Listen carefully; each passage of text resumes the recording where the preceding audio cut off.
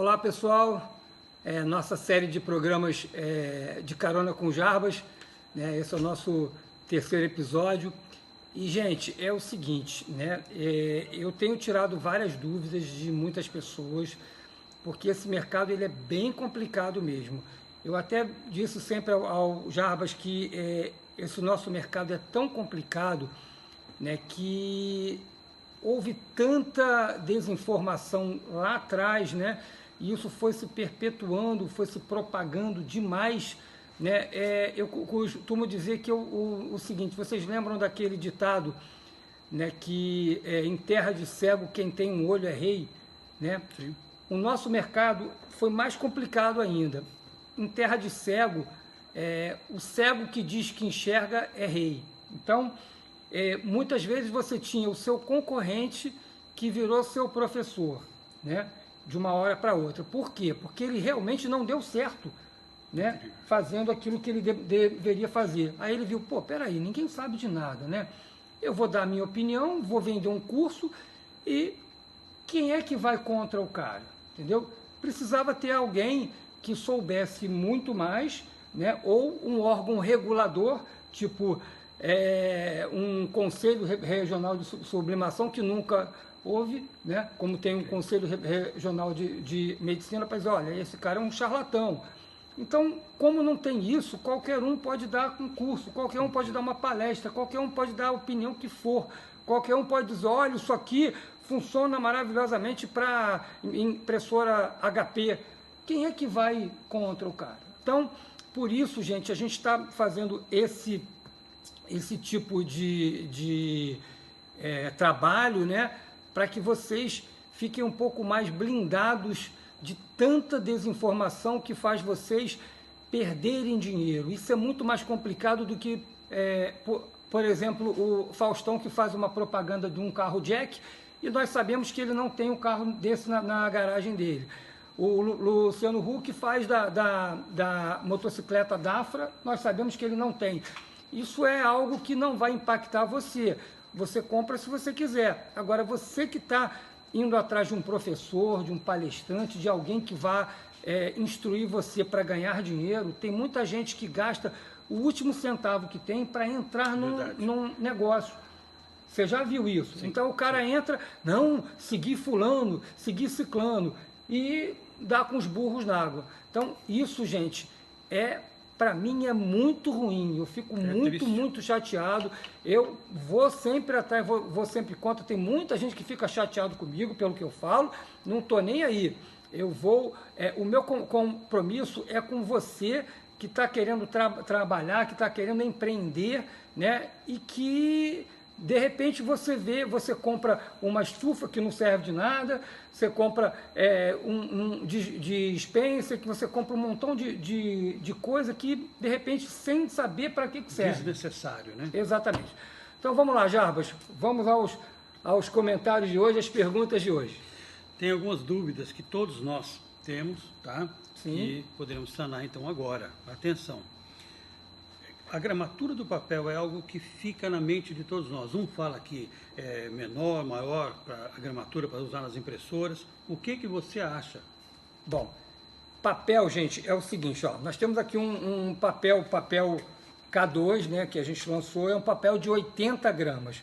Veja bem, a impressora, ela puxa uma gramatura até um certo ponto, então não é bom você usar menos do que 50 gramas numa impressora. Eu uso numa plotter, eu tenho duas plotters Holland aqui embaixo mesmo, eu uso papel de 35 gramas, o papel monolúcido, mas ele não é tracionado pela impressorinha Epson que nós temos aqui. Então, o ideal é você usar de 50 gramas para cima. Mas vejam bem, não se usa mais do que 100 gramas, não é necessário de jeito nenhum. Então você pode comprar qualquer impressora que ela vai puxar de 50 gramas até 100 gramas tranquilamente. Não é nenhum complicador, não é nada que venha a ser ruim. É uma tendência mundial até você usar papéis com menos de 100 gramas. O próprio papel fundo azul Avir, que era de 110, agora tem o de 90 gramas. Uhum. E o nosso K2 é de 80 gramas. Ele é tratado em cima e embaixo. Ele é tratado dos dois lados, tanto que ele pode ser até usado 2 vezes, entendeu? Okay. Então, esse é o conceito sobre gramatura. Não é necessário nada mais do que 100 gramas e eu não indico usar menos do que 50 gramas. Então, entre 50 e 100 gramas, está tudo tranquilo. Ótimo, ótimo, bem explicado. E a resolução para a sublimação? Qual é a necessária para se trabalhar com a melhor qualidade? Gente, isso é um assunto que a gente vê demais as pessoas dando algumas informações completamente fora de questão. Bom, a sublimação depende também, a resolução ela depende do papel que você está colocando aquela resolução. Então vamos pensar em uma L1800 que eu não indico usar na sublimação, ela é usada por fotógrafos. Ela tem um picolito de 1.5 e tem uma resolução altíssima. Por que ela tem essa resolução altíssima e por que ela é usada por fotógrafo? Porque você usa o papel fotográfico. Então aquela resolução que você consegue tirar com a tinta corante, você consegue absorver no papel fotográfico. Quando nós falamos de sublimação, nós falamos de uma tinta que ela é sublimática, ela tem um corante para sublimação e ela tem um recebedor, que é esse papel, é um papel comum. Então esse papel ele não absorve tanta resolução. Então não adianta você usar 1440 por 1440 se você vai absorver, por exemplo, 720 por 720. Então por que você não compra já uma impressora que tenha 720 por 720, que você vai colocar isso no papel, vai estar tranquilo, perfeito, maravilhoso. Não absorve mais do que isso. Mesmo assim, você quando for transferir, você vai perder também, porque essa tinta que está no estado sólido, no papel, ela vai virar um gás e vai haver também uma perda para ela retornar para o estado sólido, que é ou numa resina de poliéster, num objeto rígido, ou num tecido de poliéster, que aí é até pior, que ele tem uma trama ainda que vai perder uma resolução. Isso, gente, a gente tem que pensar na lógica, né? E o que faz sentido, o que não faz sentido. Ouvir aquilo do achismo, de que a pessoa, olha, você tem que usar 1440 por 1440, eu até digo, eu tenho 2 equipamentos, volto a dizer, 2 equipamentos com cabeça DX7 Gold, que eu uso 360 por 720. E o produto final é maravilhoso, é perfeito. Tem uma resolução maravilhosa, porque mais do que isso não é nem necessário, entendeu? Então você gasta o seu tempo, muitas vezes gasta dinheiro, porque você tem um consumo maior, e tempo também é dinheiro, então você gasta com consumo maior, você gasta também com o tempo maior de impressão. Então, 720 por 720 é perfeito. Ótimo, ótimo. Agora, sobre a configuração, né? A gente vai falar muito de configuração de impressora, né? Sim, sim. Quando e como devemos usar as configurações da impressora? Vamos lá, isso é um assunto também bem complicado, né? Muita gente pega um perfil, usa o perfil, faz o ajuste na configuração que é necessário, que é dito pelo perfil. O perfil tem que fazer alguns ajustes. Aí o cara vai lá e fala, eu mudei o papel para papel, vi fulano falar, quer dizer, o cara usa o perfil e muda aquilo que estava feito para o perfil. Ou seja, ele perde toda a ação do perfil porque ele mudou o papel para outro papel. Você quando muda, por exemplo, isso, você muda o perfil. Então são certas coisas que é o seguinte, o perfil ele vai exigir que você faça umas modificações e você não vai mexer em configuração. Muitas vezes, mexer em configuração, vou dar um exemplo melhor. A gente vende a tinta para um cliente que diz, olha, não quero perfil. Eu vou usar aqui do jeito que eu quero. Ele usa o perfil original, ou usa até outro perfil, sei lá, e ele mexe na configuração. Ele está fazendo a coisa com o caminho errado. Mas tem muita gente que acha que dá certo. Mas dá certo para um desenho em específico. Se ele mudar para outro tipo de desenho, uma foto ou um outro tipo de terminação, JPEG, PDF e tal, ele vai ter problema. Então, perfil né, ele vai não proibir você de mexer, mas ele vai te dizer, olha, se você mexer, você não vai usar o perfil como deve, entendeu?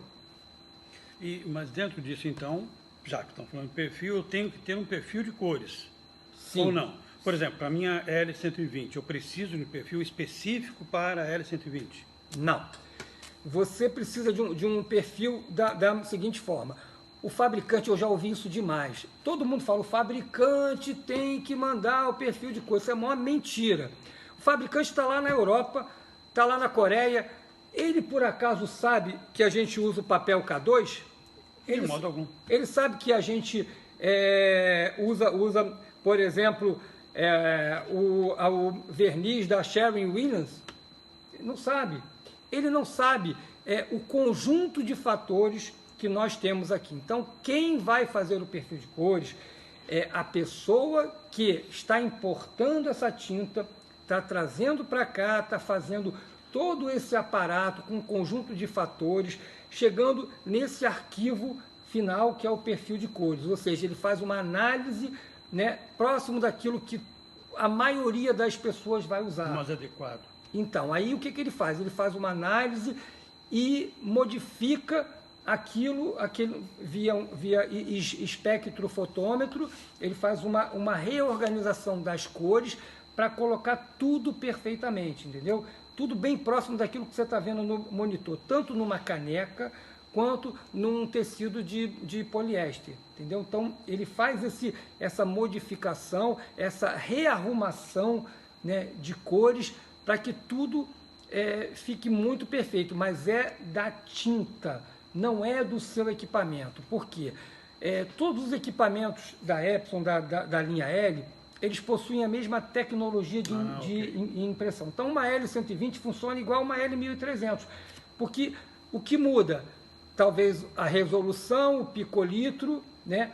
Uma cabeça um pouquinho maior, que dá um pouco mais de velocidade, ela tem mais colunas. Isso não interfere em absolutamente nada no produto final. Então, quem diz para você, olha, é um perfil para L120, é um perfil para L3110, é um perfil para L1300, está te embromando. Né? Está te embromando, porque a coisa não funciona assim, tanto não é que o meu perfil serve para todas as impressoras. Todo mundo que pega o meu perfil usa perfeitamente numa L1300, numa L3110, numa L3150, porque a tecnologia é igual e a cabeça é bem parecida. Então, tudo funciona exatamente como deve, entendeu? Correto.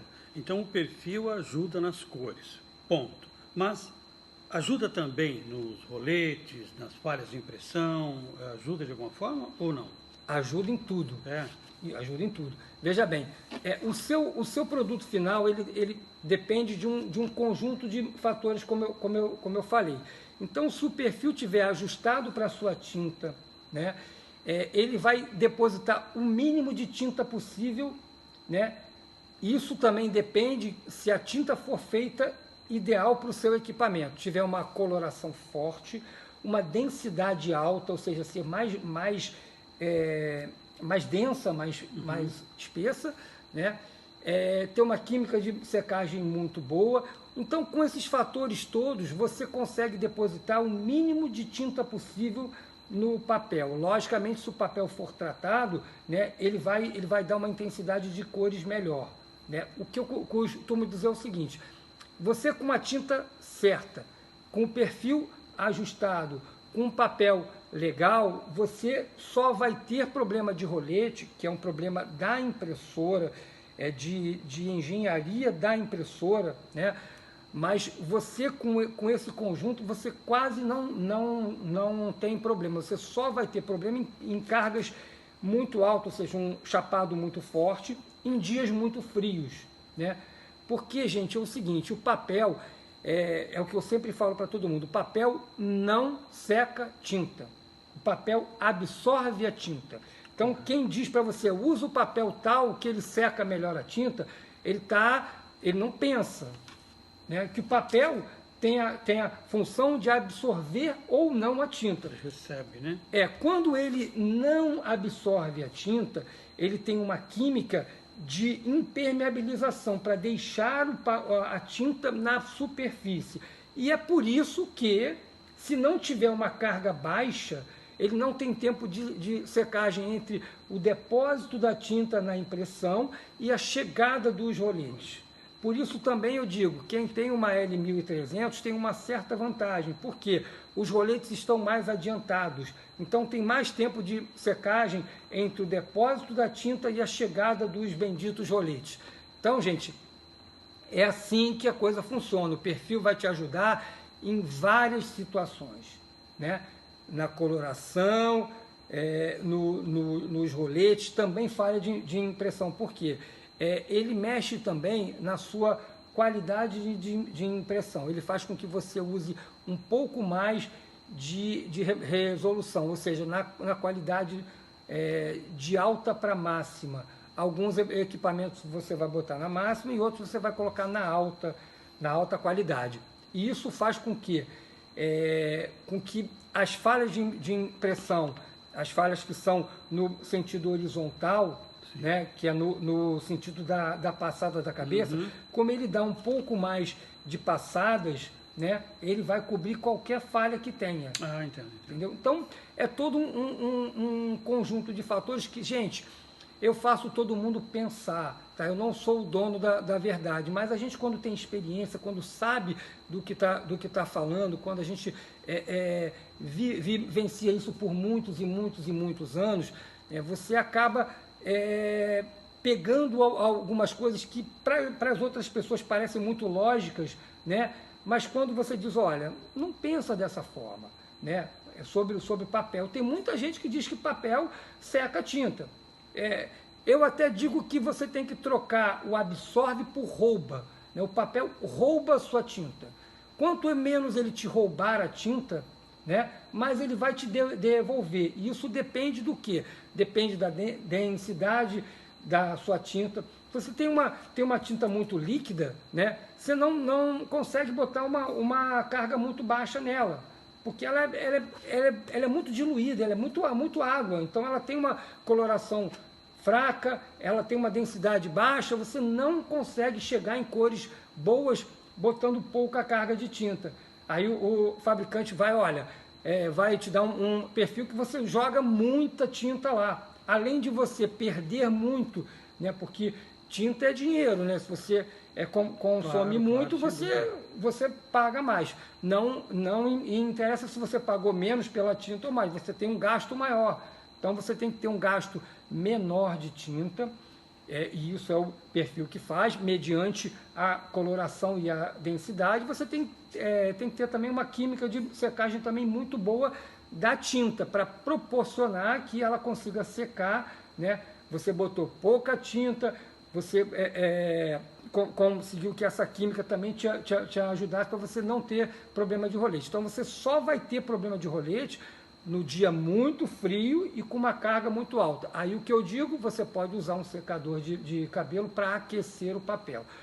Se o secador aquece o papel, ele, aquecido, ele vai ajudar na secagem. É a única forma que ele vai ajudar. Ou seja, o pessoal que compra estufa, né, esquenta o papel, tira a umidade, mas não adianta muito, porque ele tirou o papel da estufa e botou ali, ele esfria rapidinho. Então o uso seria durante o secador, isso, um pouquinho antes, né, você usar ali. Agora, tem que ter cuidado, gente, porque existem muitas tintas que não passam por testes de temperaturas extremas. Aí você pode ter problemas muito sérios. Por quê? Você está aquecendo o papel ali, só que você aquece também o quê? A sua cabeça de impressão. Se você tem uma tinta testada acima de 60 graus, não tem problema nenhum, né? Mas você tem uma tinta que ela sedimenta, ela perde a viscosidade, tudo na temperatura extrema, ou acima de 60 ou abaixo de 0 grau, você pode ter problema. Então, isso é um alerta que a gente tem que dar para você não usar o secador com qualquer tinta, ok? Com a nossa tinta não tem problema nenhum, porque ela tem essa testagem acima de 60 graus, em temperaturas extremas. E o caso seria uma exceção usar o secador, né? Exatamente, só quando você tem dias muito frios e você tem uma carga um pouco mais alta. Aí você, o que você deposita no papel, embora seja pouca tinta, né, não tem como secar nesse pouco espaço que tem entre o depósito da tinta e a chegada dos roletes. Então, por isso você usa esse artifício, essa artimanha, né, para que você facilite essa secagem. E para não perder material, né? Para tudo, né? Para tudo. Tá certo. Ok. Ficou satisfeito das minhas perguntas hoje estão sanadas. Muito obrigado. Gente, vocês conhecem a tinta do DTF? Ó, essa é a nossa tinta para o DTF, é o Direct to Film.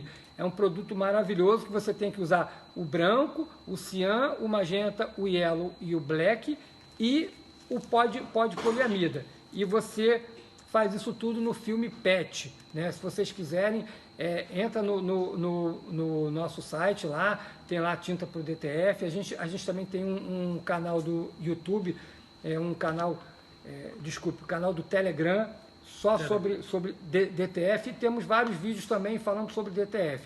Quem se interessar, gente, esse produto está mudando, né, o conceito da estamparia têxtil localizada, tá? É uma revolução, é um negócio super legal. Gente, então, vamos para o próximo vídeo. Um abraço. Valeu, Jarbas. Um abraço.